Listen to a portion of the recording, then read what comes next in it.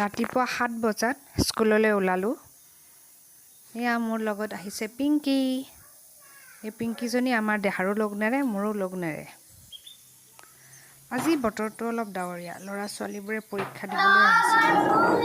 পৰীক্ষাৰ শেষত অলপ বিহু নাছিলে, মনবোৰ ভাল লাগক বুলি ফ্ৰেছ লগাবলৈ।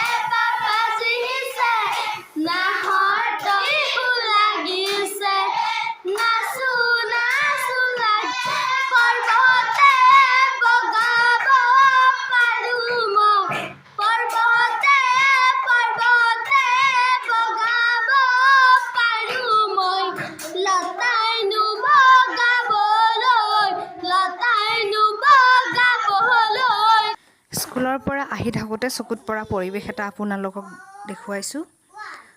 এঘৰ মানুহৰ সন্মুখত আছে কৃষ্ণচূড়া, চোতালতে আছে সোণাৰু আৰু পিছফালে আছে এডাল এজাৰ। ভাবকচোন পৰিৱেশটো কিমান ধুনীয়া।